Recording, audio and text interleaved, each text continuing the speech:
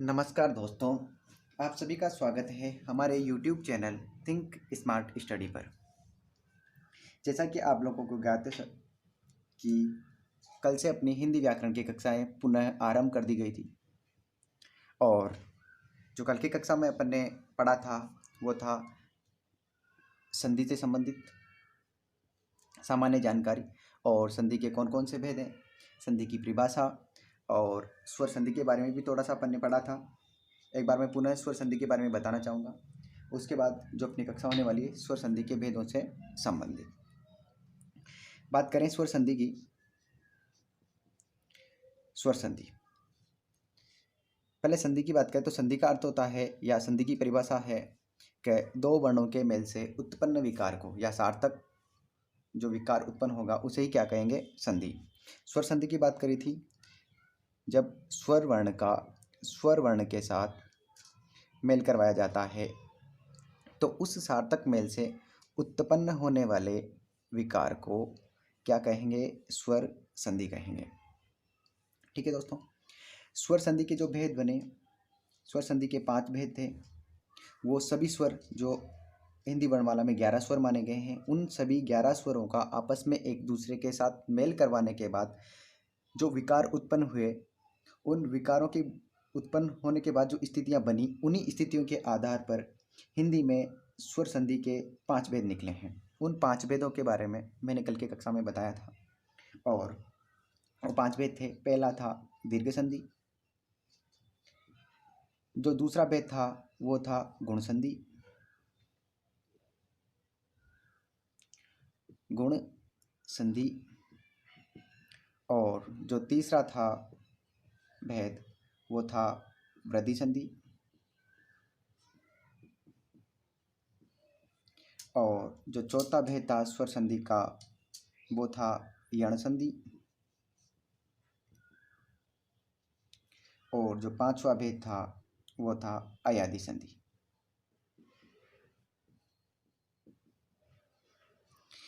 स्वर संधि में सभी स्वरों को, जो 11 स्वर बताए गए, इन सभी 11 स्वरों को आपस में एक दूसरे के साथ मेल करवाने के बाद जो स्थितियां बनी, वो इन स्थितियों के आधार पर स्वर संधि के 5 भेद जो हैं वो निम्न प्रकार हैं। इसके बाद जो अपन चर्चा करेंगे आज, वो करेंगे पहले दीर्घ संधि से संबंधित। अब इन 5 संधियों को अपन एक एक करके विस्तृत तौर से पढ़ेंगे, यहाँ तक कि कल एक स्थिति आई थी कि गुण संधि में कि अ या आ के बाद क्या स्थिति आई थी, अ या आ के बाद ई या ई का मेल करवाने पे क्या बना था, ए। अब ये ए ही यहाँ क्यों आया, ये भी मैंने कल की कक्षा में बताया नहीं था। बाकी ये कहा था कि जब अपन गुण संधि के बारे में विस्तृत अध्ययन करेंगे उस समय इसके बारे में गहन अध्ययन करेंगे। जैसा कि मैंने बताया उसी प्रकार इसी या इनके बारे में विस्तार पूर्वक अपन जो अध्ययन करेंगे वो करेंगे आज की कक्षा में। जो अपना पहला भेद आया स्वर संधि, आज का जो बिंदु है अपना संधि में वह है स्वर संधि। स्वर संधि की परिभाषा की बात करें तो वही होगी स्वर वर्णों के साथ मेल करवाने पर या सार्थक मेल से उत्पन्न होने वाले विकार को स्वर संधि कहेंगे।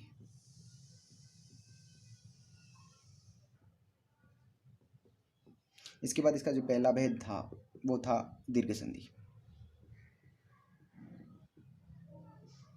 अब दीर्घ संधि की बात करें तो दीर्घ संधि में अपन ने बताया था अ या आ का मेल, अ या आ से या सजातीय स्वरों का मेल। ठीक है, तो उसके बाद जो आएगा वो बनेगा आ। ई या दीर्घ ई का मेल ई या दीर्घ ई से करवाया जाता है तो इन दोनों के स्थान पे जो होगा वो होगा ई, या फिर इन दोनों के स्थान पे या एक आदेश होगा वो होगा आ। उसी प्रकार उ, दीर्घ उ के बाद उ या दीर्घ उ का मेल करवाया जाता है, उसके बाद जो एक आदेश होगा इन दोनों के स्थान पर वो होगा उ। यह है, इसके मुख्य तौर से 3 ही नियम बनेंगे दीर्घ संधि की बात करें तो। अब दीर्घ संधि का जो प्रत्येक नियम है, इन प्रत्येक नियमों का अपन उदाहरण के साथ चर्चा करेंगे। पहला नियम है अ या आ के बाद। क्या? अ या आ के बाद, या माफ कीजिए, अ या आ का मेल अ या आ से करवाने पर आ बनेगा। इसमें पहली जो स्थिति आएगी, इसमें से भी निकल के अ के साथ अ का मेल, अ का आ से मेल, या आ का अ से मेल, या आ का आ से मेल। इन सभी स्थितियों में जो एक आदेश होगा, इन दोनों के स्थान पे वो होगा आ आदेश होगा। अब इनका अपन उदाहरणों के आधार पर, अब इसमें जो प्रथम स्थिति बन रही है वो है अ का अ के साथ मेल करवाने पे। पहली स्थिति बनी अ का अ के साथ मेल करवाने पे बनेगा आ। अब वो किस प्रकार बनेगा? अब बात करते हैं विच्छेद की, संधि विच्छेद की। जैसा कि मैंने कल संधि विच्छेद के बारे में आपको बताया था कि संधि विच्छेद होता क्या है, तो बात में संधि विच्छेद करेंगे कैसे। यह है धन, इससे पहले योगा पूर्व पद, इसको उत्तर पद बोल सकते हैं, या बाद वाला पद, या इसको प्रथम पद बोल सकते हैं, इसको द्वितीय पद भी बोला जा सकता है। पूर्व पद का अंतिम वर्ण, पूर्व पद का अंतिम पद अ हो, और उत्तर पद का प्रथम वर्ण वो भी क्या हो? अ हो।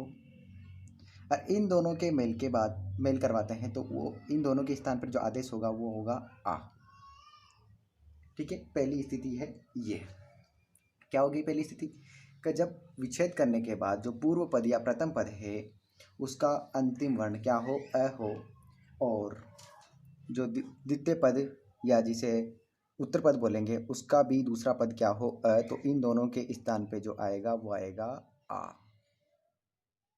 ठीक है, तो अब उदाहरण के साथ अपन इनको समझने का प्रयास करते हैं। अब उदाहरणों के साथ जो भी इसके नियम हैं दीर्घ संधि के, इन सभी दीर्घ संधि के नियमों को उदाहरण के साथ अपन समझते हुए चलते हैं। पहला जो नियम हुआ, अ या आ के बाद अ या आ आए तो उसका दीर्घ रूप हो जाएगा आ। जैसे समझें,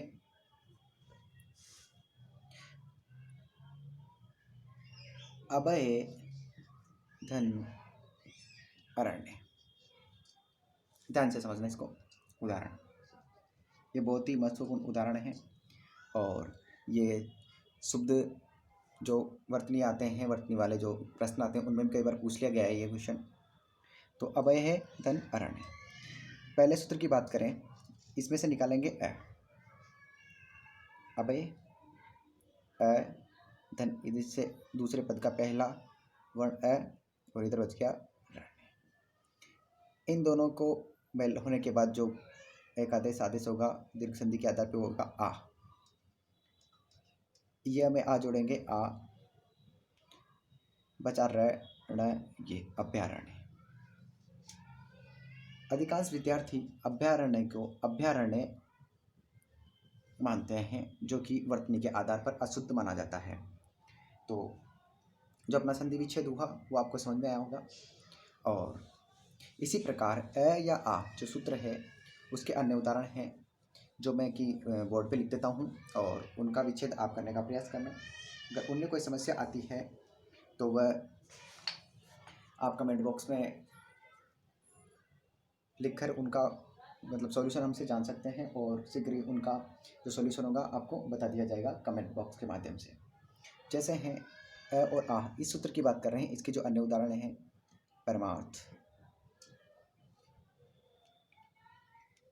शताब्दी,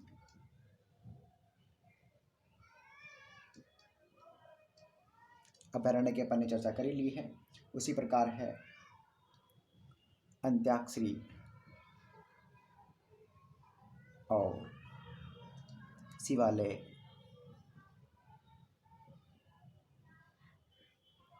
विद्यालय, रामायण, रामायण को अभी मैं गोले में कर देता हूँ, क्योंकि अभी इसके बारे में अपन चर्चा करेंगे। शिवालय हो गया है, पुस्तकालय,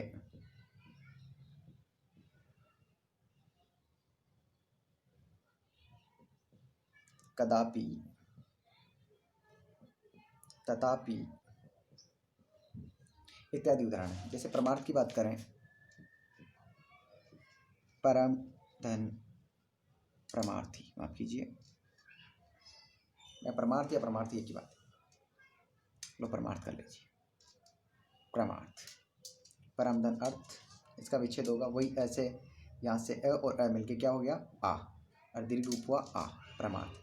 सता, वही सत्य धन अवधि, अर्थात सत्य होता है 100, अवधि अवधि का अर्थ होता है वर्ष, मतलब 100 वर्ष। अंत्याक्षरी, शिवालय, इन सभी का आप है ना विच्छेद करके देखिएगा। अगर नहीं आता है तो आप कमेंट बॉक्स में इनके लिखिए, ताकि उसका जो समस्या होगी आपको इनको विच्छेद करने में, उन सभी समस्याओं का समाधान कर दिया जाएगा। उसके बाद जो दूसरा सूत्र था इसमें, ई या ई के बाद या ई आए तो क्या हो जाएगा, एक आदेश दीर्घ ई हो जाएगा। ऐसे एक एग्जाम्पल से इसको समझने का प्रयास करते हैं। उसके बाद जो होगा सब मैं बोर्ड पे लिख दूंगा और आप उनको कीजिएगा। जैसे होगा रवि धन इंद्र, इसमें भी वह में ई है और इधर भी ई है। जैसे कि बताया मैंने अभी इसमें सूत्र में, ई प्लस ई मिलके क्या होगा, दीर्घ ई। अब वह में ई मिलाएंगे तो क्या हो जाएगा, बड़ी रविंद्र। इस प्रकार बना रविंद्र। उम्मीद करता हूँ आपको समझ में आया होगा। इसके बाद की बात करें अन्य उदाहरण, जैसे ये था ई से संबंधित उदाहरण अभी जो मैंने लिखा, ई धन ई से संबंधित उदाहरण था और हुआ दीर्घ ई। ठीक है, इसके अन्य उदाहरण हैं हरिच्छा, हरि धन इच्छा, हरिच्छा। उसके बाद एक और है, इसका जो अन्य उदाहरण है वह है अधीन, अधि धन ईन, छोटी छोटी, ई और ई का क्या होगा, ई हो जाएगा।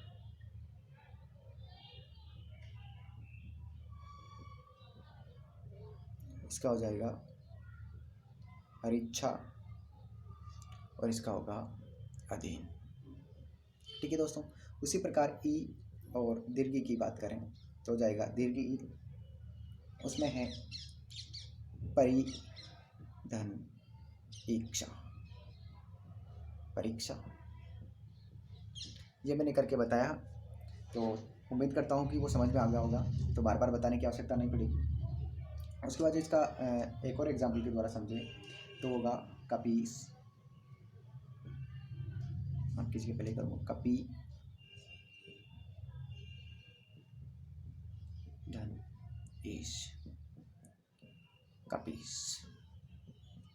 वैसे होगा हरीश, हरी धन ईश, क्या होगा, हरीश। इसके बाद ई और ई की बात करें तो ई और ई में एक और स्थिति, जो इस सूत्र से जो स्थिति बन रही है, 4 स्थितियां बनती है, जिसमें 2 स्थितियों का अपन एग्जाम्पल लिए हैं। तीसरी स्थिति बनेगी दीर्घ ई बराबर होगा दीर्घ ई। इसके अगर उदाहरण की बात करें तो इसका उदाहरण होगा जैसे मही, दीर्घ ई है, मही धन इंद्र, ये छोटी और बड़ी दोनों का वही ई धन ई क्या होगा, ई होगा। वैसे क्या होगा, जैसे महा में बड़ी जोड़ेंगे महेंद्र। उसी प्रकार अन्य इसका उदाहरण है फणि धन इंद्र, हो जाएगा फणींद्र। उसके बाद बात करें इसी में नदी धन इंद्र, हो जाएगा नदेंद्र। ठीक है, उसका एक और स्थिति है इसमें जो बनी है, वो है दीर्घ ई प्लस दीर्घ ई बराबर दीर्घ ई, दीर्घ ई प्लस दीर्घ ई बराबर क्या हुआ, दीर्घ ई। इसके उदाहरण की बात करें जिसका उदाहरण है जैसे श्री धन ईस हो गया श्रीस। ठीक है दोस्तों, ऐसे बताने की आवश्यकता नहीं पड़ेगी, जैसे मैंने पहले बताया उसी प्रकार इनका विच्छेद होगा।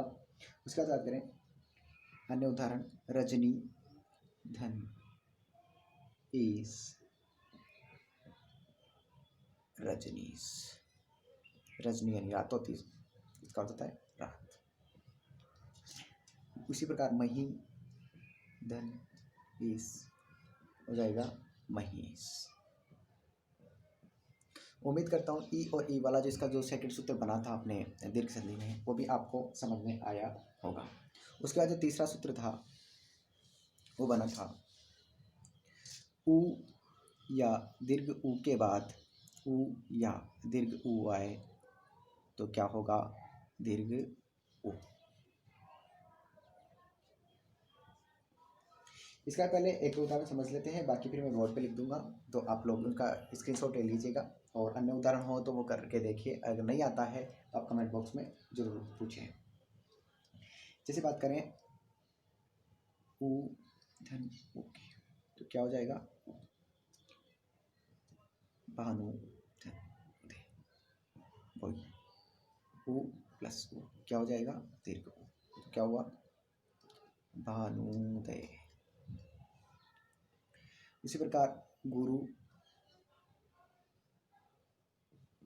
प्लस उपदेश क्या हो जाएगा, उ और छोटा उ दीर्घ हो जाएगा, क्या हुआ, गुरुपदेश। ये नोट कीजिएगा कि जो उ लगाया जाता है, छोटा उ की मात्रा लगाई जाती है वर्ब पे, इस प्रकार लगाई जाती है, और जो दीर्घ उ होता है उसकी मात्रा लगाते हैं तब थोड़ी गुड्डी बनाते हैं। ये विशेष तौर से ध्यान रखें। उसके बाद इसके बात करें अन्य उदाहरण की, तो होगा जैसे एक और ले उदाहरण तो होगा बहु धन उद्देश्य, अर्थात बहु यानी अत्यधिक उद्देश्य, ऐसी को जिसके अनेक उद्देश्य हों, तो बहु उद्देश्य। ठीक है दोस्तों, और इसके जो भी उदाहरण हैं आप किसी भी पुस्तक वगैरह से करने का प्रयास करें, विच्छेद वगैरह, और विच्छेद करना भी मैं आपको बताऊंगा, और प्रत्येक संधि की पहचान बताऊंगा कि उसको किस प्रकार से अपन पहचान सकते हैं कि इसमें कौन सी संधि है, शब्द को देखने मात्र से ही। अब बात करते हैं दूसरी स्थिति की, उ धन दीर्घ उ बराबर क्या होगा, दीर्घ उ। इसके उदाहरण की बात करें तो हो गया लघु धन ऊर्मी। ऊर्मी का अर्थ होता है लहर, जैसे छोटा ऊ और बड़ा, क्या होगा, बड़ा ऊ, हो गया लघु ऊर्मी। ठीक है दोस्तों, अन्य उदाहरण है मंजू धन ऊषा, मंजूषा।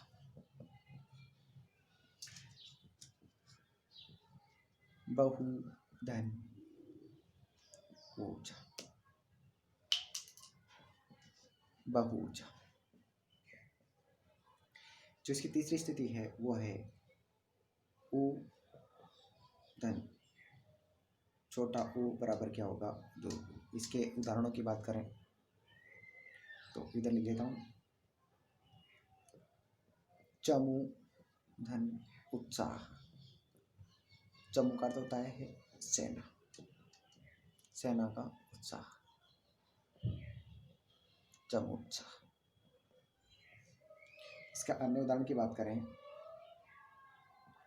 वधु धन उक्ति, अर्थात वधु का कथन, वधुक्ति।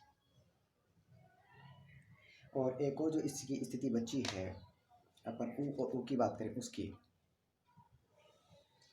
तो वो है दीर्घ उ बरा प्लस दीर्घ उ का मेल करवाया जाता है दीर्घ उ के साथ, तो आएगा दीर्घ उ।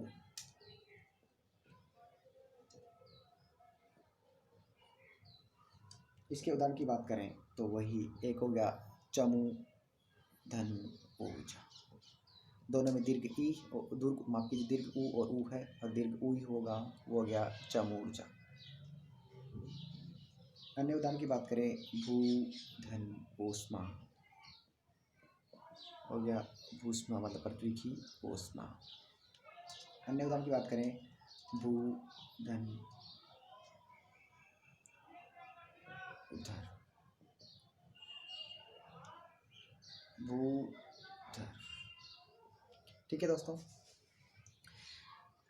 जैसे पहली स्थिति अ या आ के बाद आ आए तो क्या होगा आ, उसी प्रकार ई की स्थिति क्लियर हो गई, उसी प्रकार ऊ और ऊ की स्थिति। उम्मीद करता हूँ ये आपको समझ में आया होगा। और इसी के साथ देखा जाए तो अपनी जो है दीर्घ संधि एक पूर्ण मानी जा सकती है, परंतु इसके उसमें जो संस्कृत है अपनी जो मूल भाषा है उसमें इसके और भी कुछ उदाहरण आते हैं जो री से संबंधित होते हैं, री से संबंधित। लेकिन हिंदी भाषा में क्या होता है, री का दीर्घ रूप नहीं होता है, इसलिए हिंदी भाषा में उनका कोई मतलब नहीं रह जाता। या हिंदी व्याकरण जब अपन पढ़ते हैं भाषा की व्याकरण, उनमें इनका कोई औचित्य नहीं होता, इसलिए इनको नहीं पढ़ा जाता है। फिर भी कुछ एक जैसे दीर्घ संबंधित के अपवाद, उनको अपवाद स्वरूप बोल सकते हैं, उनके बारे में आपसे चर्चा करूँगा। जैसे अभी एक प्रश्न आया था LDC 2018 में, वो था परमानंद, ये सब दिया था। और इसके जो अन्य उदाहरण आए थे वो था परम धन आनंद, माफ कीजिए परमानंद नहीं था, वो था आत्मानंद, आत्मानंद। इसमें जो ऑप्शन आए थे, पहला था आत्मा धन आनंद, दूसरा ऑप्शन था आत्मधन आनंद, तीसरा इसमें ऑप्शन था आत्मन धन आनंद,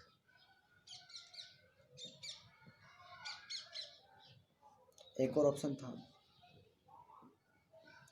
आत्मा धन। इस प्रकार अब इसमें देखा जाए तो आत्मा शब्द अपने हिंदी के आधार पर, हिंदी व्याकरण के आधार पर यही ऑप्शन सही होना था, परंतु आत्मा जो शब्द है वो आत्मा नहीं है, इसका मूल शब्द है आत्मन, आत्मन ये इसका मूल शब्द है। तो जो आत्मन के आधार पर जो होता है इसका तीसरा ऑप्शन सही होता है, परंतु इन दोनों ऑप्शनों के चक्कर में RPSC ने इस प्रश्न को डिलीट कर दिया। वो इसलिए करा क्योंकि हिंदी के आधार पर इसका सही रूप ये था और संस्कृत के आधार पर यह है, तो इसे एक अपन इसमें हिंदी की बात करें तो हिंदी में इसको अपवाद स्वरूप मान सकते हैं। फिर भी इस प्रकार का क्वेश्चन आए आपके समक्ष तो हमेशा यही करना है, संस्कृत के आधार पर नहीं, अगर हिंदी में ये प्रश्न आता है तो। ठीक है दोस्तों, वैसे कुछ एक शब्द हैं ऐसे मूल शब्द जिनका संस्कृत में कुछ और नाम है और हिंदी में कुछ और, वो शब्द मैं लिख देता हूँ, उनका आप स्क्रीनशॉट ले लीजिएगा। जैसे संस्कृत में तो वो शब्द अलग हैं और हिंदी में अलग है। जैसे बात करूँ संस्कृत में, जैसे युवम शब्द है, युव इसको लिखेंगे हिंदी में युवा। ठीक है, एक और शब्द है पक्षिन, इसको लिखते हैं पक्षी, हिंदी की बात कर रहा हूँ। इनसे संबंधित कोई भी अगर आता है तो आपको हिंदी के अकॉर्डिंग ही उसका विच्छेद करना है, संधि विच्छेद और दीर्घ संधि उसमें करना है। जैसे होता है एक और योगिन, इसका होता है योगी। इसी से संबंधित एक जैसे प्रश्न आएगा तो ये आएगा योगीस, तो इसका होगा योगी धन ईस हिंदी के अनुसार। और संस्कृत की बात करें तो योगिन धन ईस, अपने को यही करना है। ठीक है, उसके बाद एक और है राजन, इसका हो गया राजा। एक शब्द मैंने पहले बता दिया है आपको, आत्मन और आत्मा। एक और है जो स्वामी, इसको हिंदी में बोलते हैं स्वामी। एक बार इन सभी शब्दों का आप स्क्रीनशॉट ले सकते हैं। ये कुछ मूल शब्द हैं जो संस्कृत में तो इस प्रकार हैं और हिंदी में इनको ये माना जाता है। इनका कई बार है जो प्रश्न पूछ लिया जाता है और ब्रह्मवश विद्यार्थी ये कर देता है, बाकी जो गलत है अपने को जो करना है इसी के आधार पे करना है, हिंदी के आधार पर, अगर हिंदी में पूछा जाता है तो। इसके बाद बात मैं करता हूँ पहचान की। क्या पहचानेंगे कैसे कि इसमें दीर्घ संधि है, दीर्घ संधि की पहचान।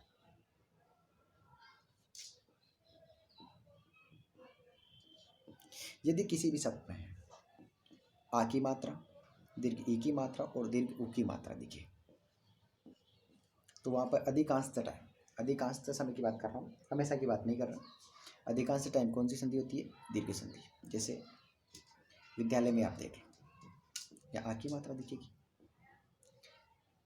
और इसका जो विच्छेद करेंगे वो भी यहीं से करेंगे जहाँ से दिखेगी। प्रतीक्षा की बात करें, इसमें देख लो दीर्घ की मात्रा दिख रही। लघुर्मी की बात करें, इसमें भी देख लो, यहाँ से इसका टुकड़ा करेगा, यही वो दिखेगा अपने को जो पहचान स्वरूप है बड़ी ऊ की मात्रा। ये विशेष तौर से ध्यान रखिएगा, ठीक है दोस्तों। इसी के साथ अपनी जो दीर्घ संधि है वो पूर्ण मानी जा सकती है। उसके बाद अपन चर्चा करें तो आगे की जो संधि होगी अपनी स्वर संधि का जो दूसरा भेद है वो है गुण संधि का। गुण संधि, और गुण संधि में जैसे सूत्रों की बात करें, कुछ जो सूत्र बने थे या स्थितियां बनी थी वो कल की क्लास में भी अपन ने डिस्कस करी थी। जैसे पहली स्थिति आई थी अ या आ के बाद, अ या आ के बाद ई या ई वर्ण होता है तो मेल होने के बाद जो वर्ण बनेगा इन दोनों के स्थान पर वो होगा ए वर्ण। अब उस समय मैंने बात कही थी कि ये ए ही क्यों होगा, और क्लास के प्रारंभ में मैंने कहा था कि जब अ या आ के बाद ई और ई आया तो ए ही क्यों हुआ, आई क्यों नहीं हुआ, या ओ क्यों नहीं हुआ, या कोई और वर्ण क्यों नहीं हुआ। तो बात करें जैसे व्यंजन वर्ण ही हो जाता, वह क्यों नहीं हुआ। तो व्यंजन वर्ण के बारे में बताना चाहूँगा कि जब बात करें अपन स्वर संधि की तो स्वर संधि में व्यंजन वर्ण बिल्कुल नहीं होगा, क्योंकि स्वर संधि का बारे में मैंने इस पहली क्लास में बता दिया था कि जब स्वर वर्णों का मेल जब स्वर वर्णों के साथ होता है तभी कौन सा संधि होगी, स्वर संधि। तो व्यंजन वर्ण आना पॉसिबल ही नहीं है, इसलिए व्यंजन वर्ण का तो कटाव हो जाता है। उसकी बात करें कि स्वर वर्ण में आई वर्णी क्यों आया, ए वर्णी क्यों आया, अन्य वर्ण क्यों नहीं आया। तो इस बात को मैं आपसे बिल्कुल क्लियर करूँगा, ध्यान से सुनिएगा। जैसे बात करें अ का उच्चारण स्थान की बात करें, उच्चारण स्थान जो कि वर्णमाला में अपनी जो कक्षाएं हुई थी पूर्व में उनमें मैंने उच्चारण स्थान बताए थे। वो इसीलिए बताए थे कि अगर इनका ज्ञान विद्यार्थी को होता है तो वो आराम से पकड़ लेता है कि इस स्थान पे आई ही क्यों आया और वर्ण क्यों नहीं आया। तो बात करें जो पहले तो ए जो ये है संयुक्त व्यंजन, और ये कौन सा संयुक्त व्यंजन है, विजातीय संयुक्त व्यंजन, विजातीय संयुक्त व्यंजन। अब विजातीय संयुक्त व्यंजन तो मतलब अलग अलग प्रकार के जो स्वर थे, अलग जाति के स्वर थे, उनसे ही इसका क्या हुआ है, निर्माण हुआ है, इसलिए इस स्वर को क्या बोला गया है, विजातीय स्वर बोला गया है। तो इसका बात करें उत्पत्ति की तो हुआ है अ धन ई की बात करें तो इससे बन के बना है ए। अब ये ए ही क्यों आया है इन दोनों के उच्चारण से, क्योंकि इसके उच्चारण के स्थान की बात करें तो इसका उच्चारण स्थान होता है कंठ, अ या आ का उच्चारण स्थान होता है कंठ, और ई का उच्चारण स्थान होता है तालु। क्या होता है दोस्तों, तालु। तो कंठ और तालु इन दोनों के उच्चारण स्थान, जैसे उच्चारण स्थान की बात करें तो कंठ और तालु के इनको मेल करवाने की बात अपन कर रहे हैं। तो इन दोनों के मेल से क्या हुआ, कंठ तालु, क्या हुआ, कंठ तालु। और जो कंठ और तालु जो उच्चारण स्थान है वो किस वर्ण का है, ए का। इसीलिए अ और आ के बाद ई और ई का मेल करवाया जाता है अ या आ से, तो उसके स्थान पर ए ही होगा। वह क्यों हुआ, उच्चारण स्थान के आधार पर, उच्चारण स्थान के आधार पर। उम्मीद करता हूँ समझ में आया होगा कि आई ही इसीलिए आया है, आई क्योंकि उच्चारण स्थान इनका एक है, और अ और आ का जैसे कंठ है और ई का तालु है, इन दोनों को एक करा तो कंठ तालु हुआ, और कंठ तालु जो उच्चारण स्थान है वो किसका है, ए का है, इसीलिए यहाँ कौन सा बनाया, ए बनाया। उसके बाद जो दूसरी स्थिति थी इसकी वो थी, पहली की बात करें तो अ धन आ के बाद ई या है तो क्या होगा आई। उसके बाद था ए या आ के बाद ऊ या ऊ वर्ण आता है तो क्या होगा ओ वर्ण होगा। अब ये इसकी बात भी हुई है, इसका भी कंठ तालु और इसका जो उच्चारण स्थान है उसी के आधार पर इनका भी क्या के आधार पर इनका क्या हुआ है ओ वर्ण हुआ है। जैसे इसका है कंठ, इसका है ओष्ठ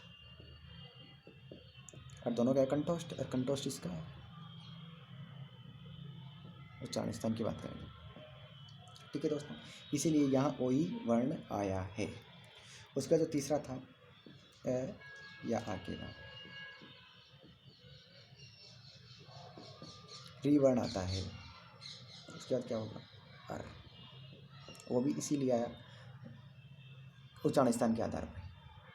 री की बात करें, इसकी बात करें तो वही कंठ, री की बात करें तो वो तालु, उसके आधार पर इनका अर का भी क्या होगा तालु होगा, इसलिए क्या आया अर ही आया है। 3 स्थितियाँ हैं गुण संधि की, आज अपन ने चर्चा करी। एक तो दीर्घ संधि के बारे में, कि दीर्घ संधि की चारों जो स्थितियाँ बनी उन स्थितियों के बारे में अपने चर्चा करी।